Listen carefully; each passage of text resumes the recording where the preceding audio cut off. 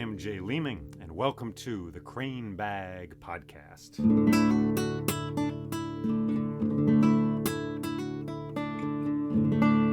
Today we are going to begin to explore the great Indian epic known as the Mahabharata.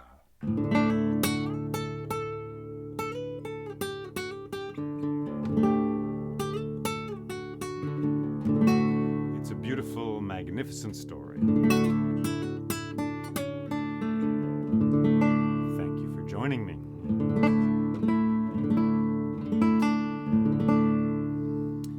And this story, well, it's an epic. So it is long, and it is beautiful, as I said.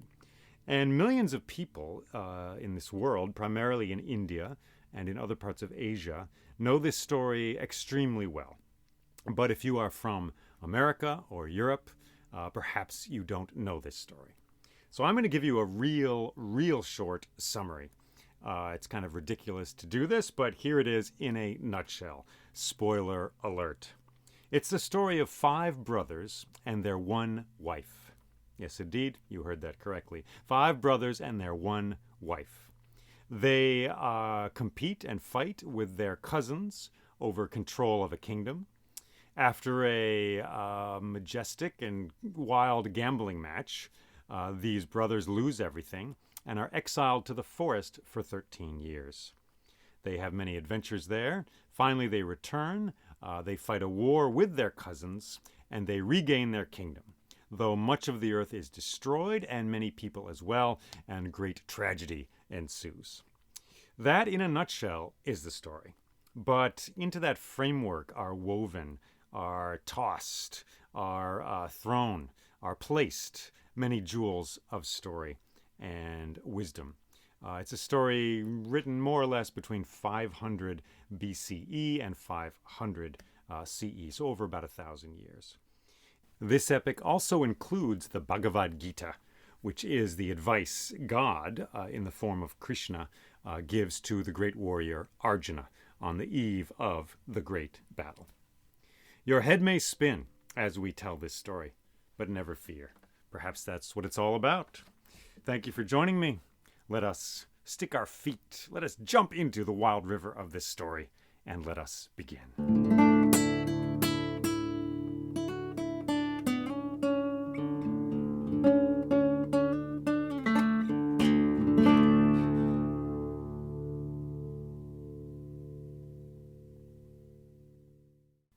Once there was a poet named Vyasa, who composed a poem describing the entire history of the human race.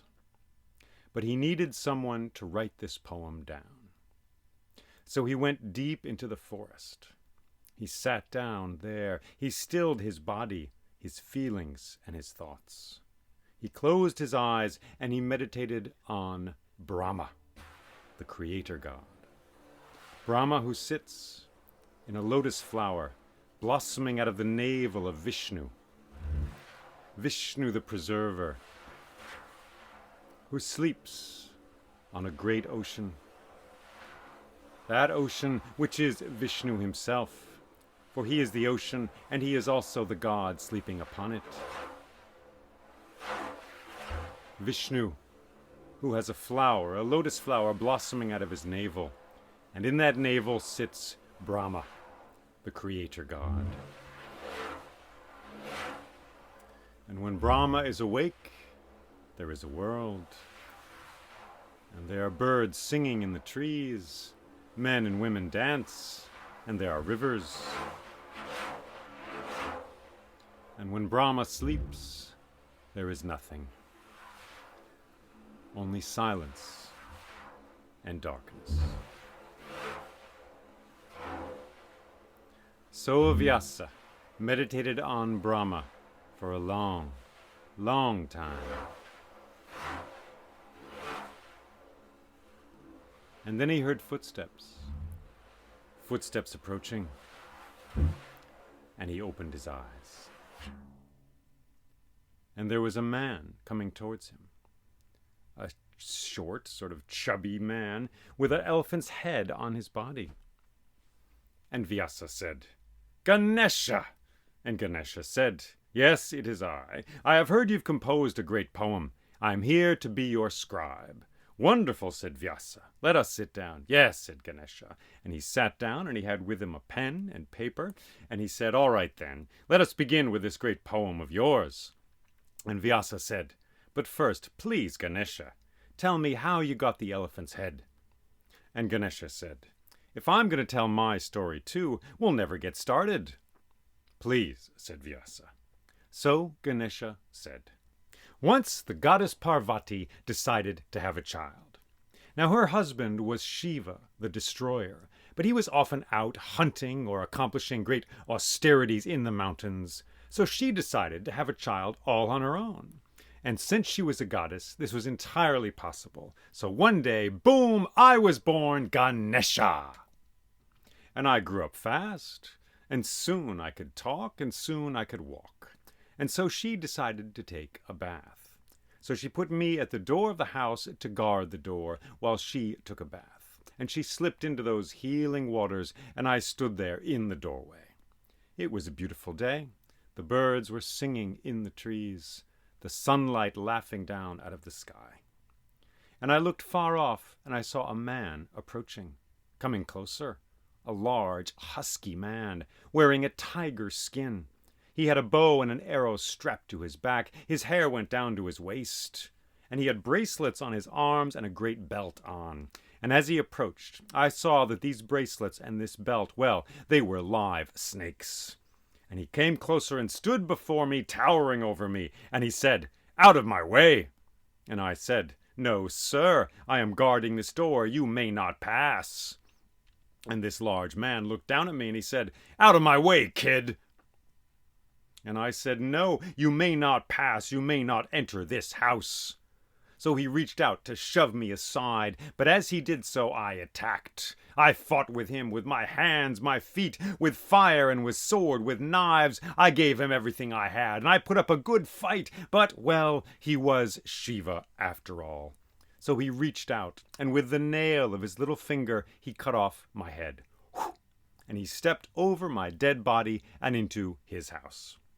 Now Parvati was there, fresh from the bath. She welcomed him, and they embraced. But then she looked over his shoulder, and she saw my dead body there. She shrieked out, Ah, our child! What have you done? What have you done? And they ran to me, and Shiva understood. And so he went off into the forest, desperate to find some way to heal this, to make it better. And the first animal he found was an elephant. So he removed the head of the elephant from its body and put it on my body. Boom! And so here I am, and so here we are. Excellent, said Vyasa. But, said Ganesha, you must know, I am ready to write down your poem, but as soon as I begin writing, I cannot stop.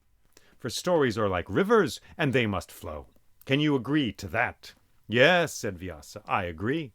And you must agree to something as well. For you must understand everything that I say in this story. If you do not understand, we will stop and we will puzzle it out. I agree, said Ganesha. Let us begin. And so Vyasa said, Once there was a king named Shantanu, and he went hunting in the forest. And before long he found the tracks of a deer. And he followed those tracks until he came to the deer itself, browsing in the grass at the edge of the great river Ganges. And Shantanu took an arrow from his quiver, fitted it to his bow, pulled the arrow back, and let it go. Shunk! It went right into the heart of that deer. The deer leapt once, leapt twice, and then collapsed in the grass, dead. And King Shantanu went to that deer, leaned down, and began to pull his arrow out. And as he did so, he heard a rippling sound from the great river. And he looked, and he saw a beautiful woman walking out of those waters. First her head came out, then her shoulders, then her hips, then her knees, and then she stood there on the bank of that river, sparkling in the sun. And the drops of water went lazily down her body, as if each drop adored her. And he looked at her and said, Woman, goddess, if that is what you are, I see you here sparkling in the sun. I am a king without a queen. Tell me, my dear, would you like to be my love, my wife, my queen? My heart opens to you, my dear, please. And she looked at him and said, So easily, king. So easily you would throw your heart down unto the fire of love. Yes, he said, yes, I would. Well, she said, King Shantanu, long I have watched you from my sparkling bed here where I flow, for I am Gunga, the goddess of the river Ganges. You are a beautiful man, a strong, wise man. I would happily be your queen. I would happily be your love. But if we are to be married, you must agree to one thing. You must never question any action that I take. Whatever I do, you must not question my actions. Can you agree to this? And something in Shantanu's heart said yes. And he said, yes, my heart says yes, my body says yes, my voice says yes. Woman, goddess, yes, let us be married. And so they took hands, and so they kissed there as the river flowed by. And soon the two of them returned to the palace in the city of Hastinapura, in the land of the Kurus. And King Shantanu was welcomed there, and Gunga was welcomed as well.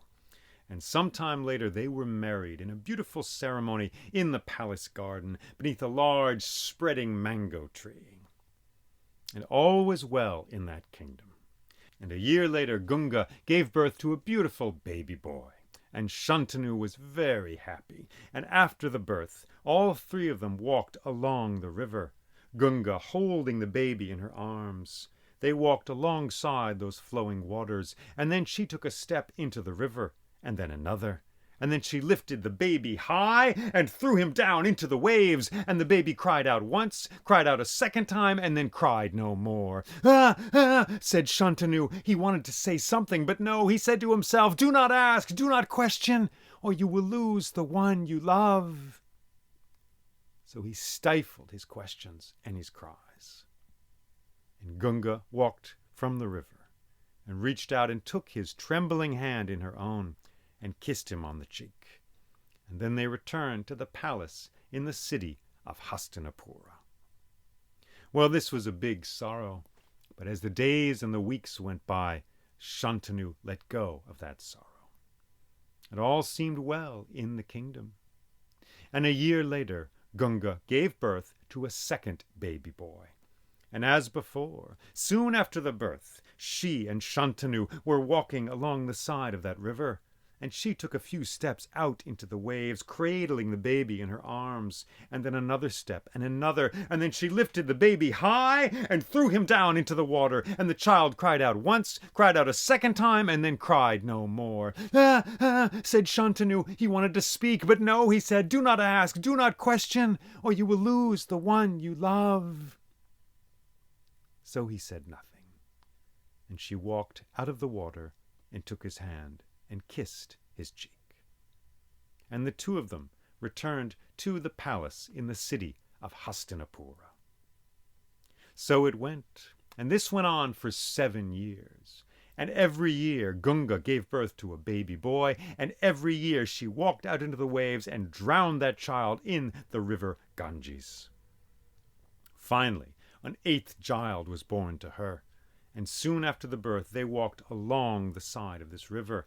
And as before, holding the baby in her arms, she took a few steps out into the waves. As before, she lifted the child up high, and then King Shantanu spoke and said, no, stop, do not kill our child, no, please don't. And she did not cast the baby into the water. And she walked towards Shantanu, and she said, my king, my love, now I must leave you. But why, he said, why have you killed all of our children? Why have you done this? And she said, long ago there were 8 gods known as the Vasus, and they craved the magical cow of the sage Vasishta, and they stole this cow from him. And when he discovered that this had happened, he cursed these 8 gods to be born down here on earth, in this realm of mud and sweat. But before they left the realm of the gods, they asked me to be their mother, and to kill them as soon as they were born, so that they might return to the celestial realms. So I agreed, and so I have done this, have killed them as soon as they are born, so they all go back to the realm of the gods. But this child I will not kill. This child shall grow up. He will be a strong man. He shall be a powerful warrior. He will know Dharma. He will know the Vedas. He will be a magical man who will honor his mother and his father, and honor this earth on which he walks. He is our child." And she gave the baby boy to King Shantanu. He looked down at the giggling, smiling face. "Hello, little man. Hello," he said. And then he heard a rippling sound, and he looked up and saw that Gunga was walking out into the waters. "Goodbye," he said. "Goodbye." She turned and looked at him. "Goodbye, my king," she said. "Goodbye, my love." And she walked out into the waves. First her knees went under, and then her hips, and then her shoulders, and then her head. And then there was only the river, flowing mercilessly past towards the sea. And King Shantanu looked down. "I have a son," he said. "I have a son." And he walked back to the palace with his baby boy. And he was welcomed there by the servants and the lords and ladies of that kingdom. And that night there was a great feast, and then darkness covered the world, and everyone slept. Well, the child of King Shantanu and the river goddess Gunga, he was brought up in splendor in that palace. And he was schooled in many things, schooled in the Vedas, those ancient scriptures older than the earth itself, schooled in the arts that kings must know, swords and bows and arrows and spears, skilled in diplomacy. He was taught many different skills, and he grew up over the years until he was a fine young man. But throughout all this time, King Shantanu was still a king without a queen, and he was often lonely. And one day, when his son was a young man, King Shantanu went hunting in the forest. And before long he found the tracks of a great boar. And he followed these tracks here and there, looking at the language of the forest, following those tracks until suddenly he smelled roses. Roses in this part of the forest? He had never smelled them there before. But he followed that smell, forgetting about the boar, through a marsh, around some thickets, around some trees here, until finally he came to the Yamuna River. And he came to the shore, and he saw he was in a kingdom of thousands of islands. And at the shore of that river there was a ferry, and in that ferry was a young woman, and she smelled of roses. And King Shantanu went to her, and he said, "Hello, my dear." And she said, "Hello, my king, hello. Would you like to go across this river?" "Yes," he said, "I would." So he got into the ferry, and she took a pole and pushed off from the shore, and the ferry began to drift across those waters. And as the ferry drifted, the two of them talked. And as they talked, they told their stories. And as they told their stories, they fell in love. So by the time they got to the other shore, it was all decided. They would be married. It would be marvelous. It would be wonderful. They would live together in Hastinapura. So when they got to that shore, King Shantanu and the woman, whose name was Satyavati, they went to her father, who was king of the fishermen. And he lived in a marvelous fortress with oars and paddles around, and old boats and nets and fish on the walls. And they came to the throne room, and King Shantanu said, "O king, I have fallen in love with your daughter Satyavati, so I have come to you to ask for her hand in marriage." And the king of the fishermen replied, "King Shantanu, you are a worthy, a beautiful, a strong, an excellent man. I would happily give my daughter away in marriage to you. However, there is one thing which you must agree to if this is to happen. For you have a glorious son who everyone has heard about, and surely he will claim the kingdom when the day comes. And so what will my grandchildren inherit? Nothing. They will have no claim on the throne. So I tell you now, I will agree to this marriage only if your son agrees to have no claim on the throne, none at all." "None at all?" said King Shantanu. "My dear son, to have no claim on the throne at all?" "Yes," said the king of the fishermen. "That is what I ask of you. That is the choice you must make." So sadly, King Shantanu and Satyavati left the throne room of her father, the king of the fishermen, and walked down to the shore and got in that ferry. And she took a great pole and pushed off from the shore, and they drifted across that river. And as they drifted, they wept, and they sorrowed. And they got to the other shore, and they cried out, and he said, "Goodbye, my dear, goodbye, my love." And he walked away out of her smell of sweet roses and through the forest. And finally he came back to his own palace in the city of Hastinapura. Days went by, and he was a sad, sorrowful man. And one evening, as the sun was about to go down, his son found him in the palace garden, standing on a river over a reflecting pool, the pool reflecting the clouds reflected in the pool. And his son said, "Father, Father, why are you so sad?" And King Shantanu said, "My son, I have fallen in love with a beautiful woman named Satyavati. But her father is king of the fishermen, and he will only agree to the marriage if I agree, if you agree, to have no claim on the throne. For he is concerned that his grandchildren will inherit nothing of this kingdom. And I cannot ask you to claim that. I cannot ask you to swear to that, to renounce all claim to this kingdom." And his son said, "Father, we must honor love. Love is one of the powers of this world. It is a beautiful thing. I want you to feel that music in your bones. I want you to honor this power. And so, I say right now, I am happy to renounce every claim I have to this kingdom." "My son," said Shantanu, "that is a beautiful thing you have said, a generous thing. But the thing is, if you were ever to have children, they would have a claim on the throne. And so there would be fighting between your children and the children of Satyavati and myself. There would be fighting, squabbling, it might even come to war. And war destroys Dharma and ruins this earth. We cannot have a war." "Yes," his son said, "we must honor Dharma. We cannot have a war. So I say, here and now, I renounce forever the love of woman. Do you hear me, you gods, you mountains and streams of this world? I renounce forever the love of woman." And the gods heard, and they gave him a name, and they sang his name out in the skies, Bhishma. And so from that day forward, he was known as Bhishma, the one who has made a great vow. And together with this, he was given the power to choose the moment of his own death. And flowers tumbled out of the clouds, hundreds, thousands of flowers, into the city of Hastinapura and into the palace.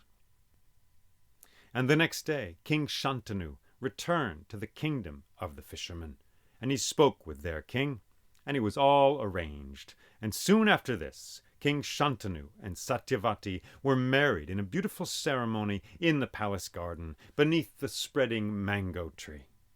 And before long, the queen, Satyavati, gave birth to a beautiful baby boy. He grew up over many years, became a young man, but then he was killed in battle. But never fear, soon she had another son, and he grew up. His name was Vichitravirya, and soon he was a young man, and everyone knew soon he would seek a wife, a queen. So Bhishma, wonderful, amazing, magical warrior that he was, he competed in a tournament in a far-off kingdom, and he won the prize of that tournament, which was 3 princesses. And he brought them home, and their names were Amba, Umbika, and Umbalika. He brought them home to marry the young prince, the young man. But that night Amba, the eldest of the 3 princesses, went to Bhishma. She found him standing on a bridge over a river that ran through the garden of the palace. And she said, "Bhishma, you won me fairly in this tournament. That is true. But you must know that long ago I gave my love to another, to a king named Salva. We were young, just a boy and a girl, but I pledged my love to him, and he pledged his love back to me.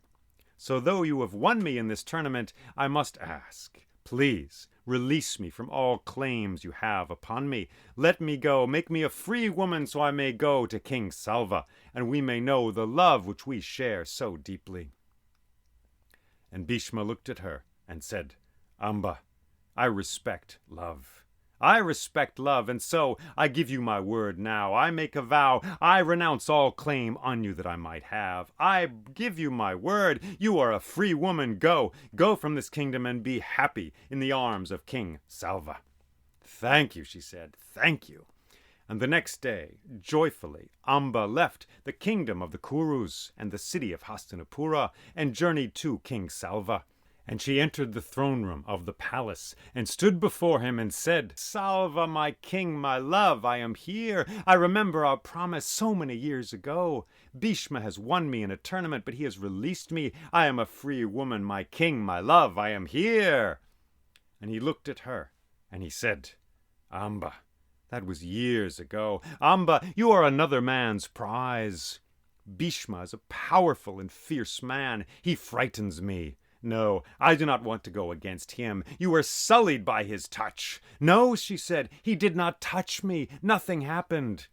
"I believe you," said Salva, "but still others may not. People will talk. People will say, you have been with Bhishma, and now you have been with me. No, this is not good. We made that promise years ago. We were but a boy and a girl. Now we are adults. We must deal with the adult realities of life. No, I cannot take you back. Go, leave this throne room. Go back to Bhishma. Go to him. Leave me now. Leave me."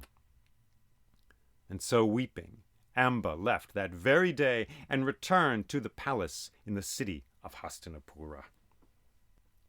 And that night Bhishma was there, sitting by a fire burning in an iron bowl, watching the flames crackle and send their sparks up into the stars. And suddenly she came out of the darkness. Amba. "Bhishma," she said, "Bhishma, King Salva has rejected me." "Amba," he said, "you've come back?" "Yes," she said, "he has rejected me. He says I am your prize. I have nowhere to go, Bhishma. Take me in again, please." And Bhishma said, "Amba, I cannot. I gave you my word. I cannot go back on my word. You are a free woman. You may do as you wish." "But I am not free," she said. "Don't you see, in this world, people talk. A woman's honor is her life. People will speak and talk and mutter in the corners. I have been claimed by you. I have been claimed by him. No one will touch me. You must take me back, Bhishma, please. I must have a home, a house, a refuge. Be that refuge." And Bhishma said, "No, Amba. I have given you my word. I have released you. You are free. Go where you wish." "But I have nowhere to go," she spat. And she said, "All right then, I will find a home, and anger will be that home. Hatred of you shall be my home. Bhishma, listen, though I am a woman, I will learn the skills of the warrior. I will learn the spear and the sword, the bow and the arrow and the dagger. It is said that you can choose the moment of your death. Well, I will help you to make that choice. I leave now, Bhishma, but never forget me, for I am your death." And she turned and walked away into the darkness. Bhishma watched her go. And then he turned and just stared into the fire, seeing how the sparks rose up into the darkness and then went out. Well, soon after this, illness struck the kingdom, and many people died, among them Vichitravirya, the son of Satyavati, and so there was no king. "What?" said Ganesha. "There's no king? How can this story go on? Vyasa, you tell me you're telling the story of the entire human race. But we need male and female. We need moon and sun. There's no one left. Who have we got? We've got Bhishma, who's made this vow never to have children. We've got the two princesses he brought back, Ambalika and Ambika. That's it. There's no one left to keep this family going. I think your story is over." "It's true," said Vyasa. "Well, it is a bleak moment. But, well, you know, in moments like this, in desperate situations, it's time to take desperate measures. So it was necessary for me to get involved. You, the composer of this poem, are going to be in it as well?" "Yes," said Vyasa, "for we can only tell stories in which we have lived. And so I have lived in this story. I have walked its corridors. I have walked beneath its trees. I have seen the dust in the air from its galloping horses. So listen as I tell you how I, the poet Vyasa, entered the history of the world and accomplished what was necessary.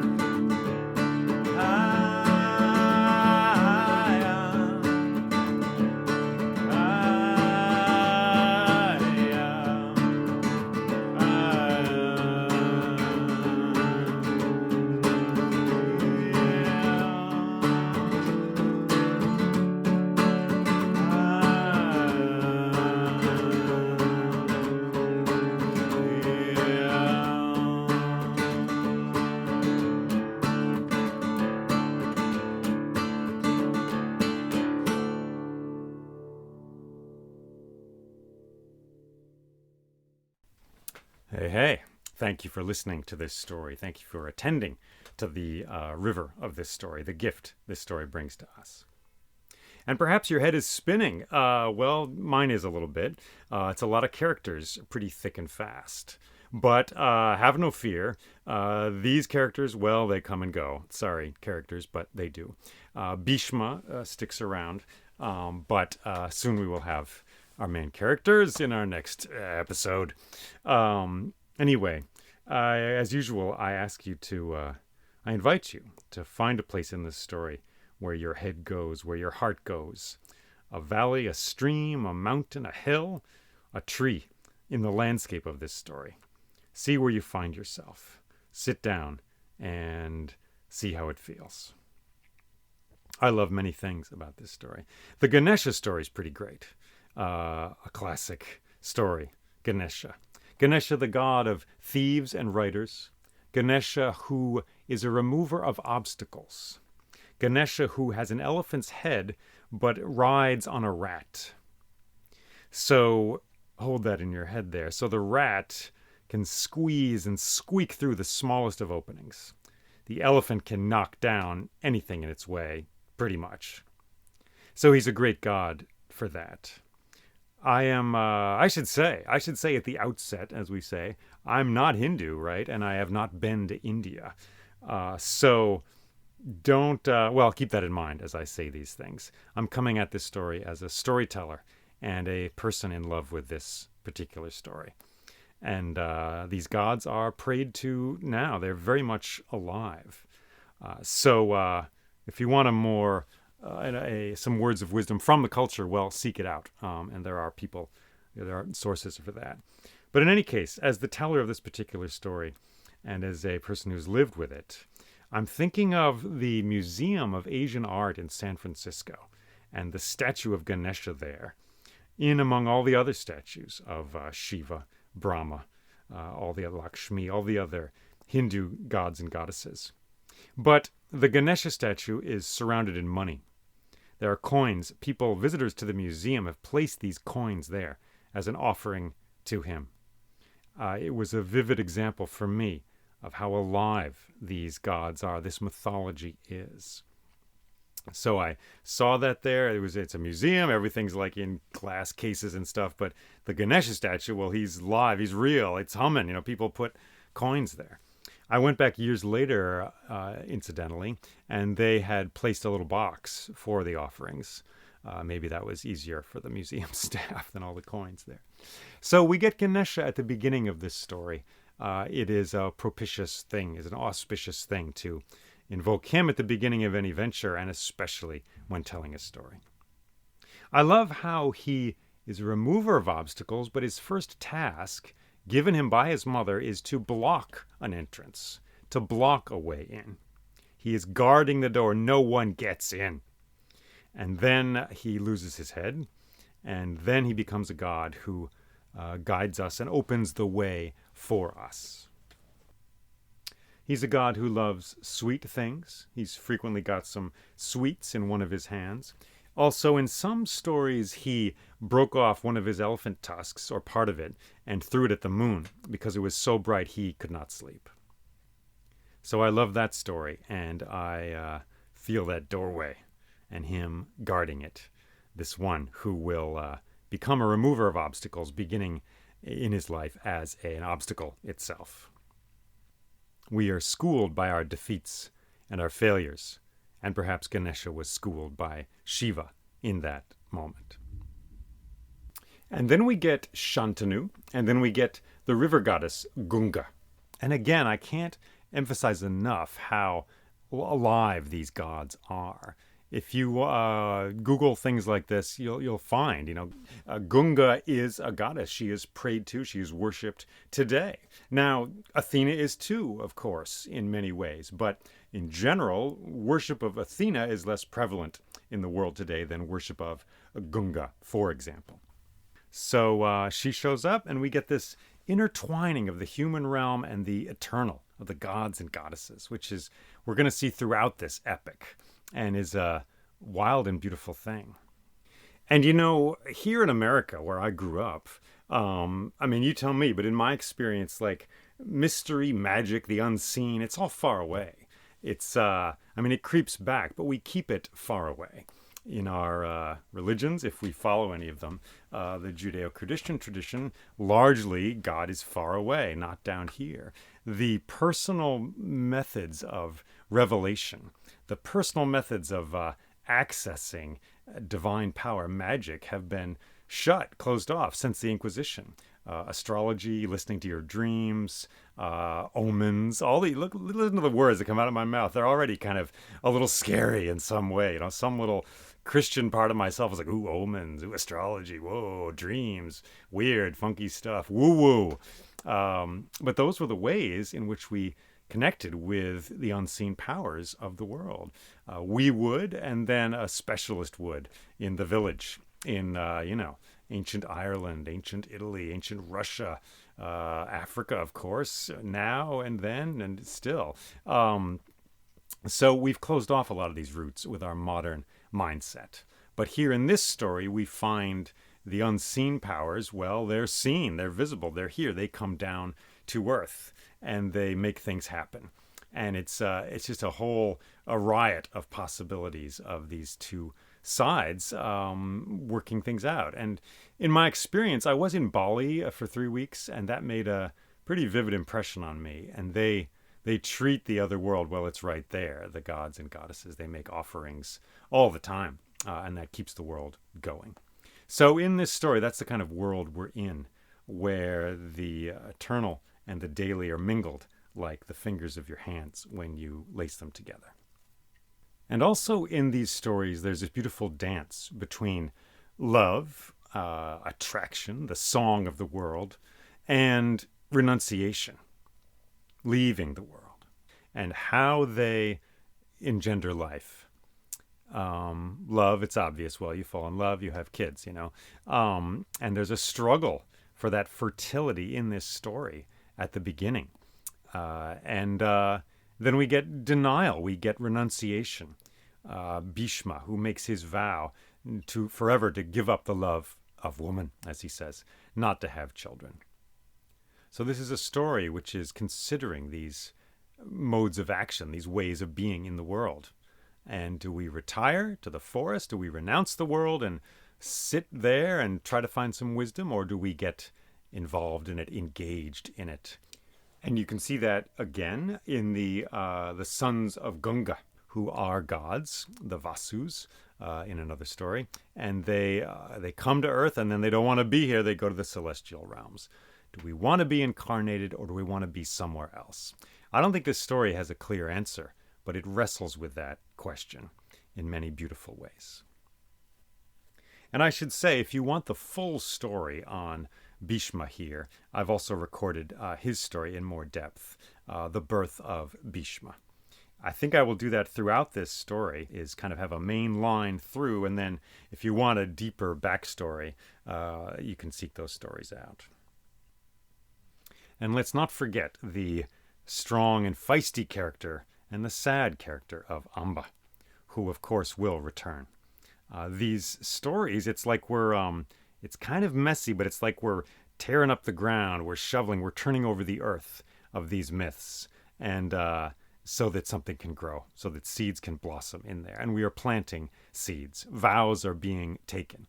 Bhishma and his vow, Amba and her determination to kill him. Bhishma, who can choose the moment of his death. Fantastic. All right, let's see what happens next. Thanks for listening, and take care. And hey, by the way, many thanks to the Patreon folks out there who helped to make this podcast happen. If you're able to join them and support this podcast, please do so. It's how these stories get out into the world. There's information about that at my website, jayleeming.com, jayleeming.com, and on my Patreon page, patreon.com/storyjl. And I will leave you with a little quote from the Mahabharata itself, and it is this: whatever is found in the Mahabharata is elsewhere. Whatever is not found in the Mahabharata is nowhere. Thank you for listening, and take care.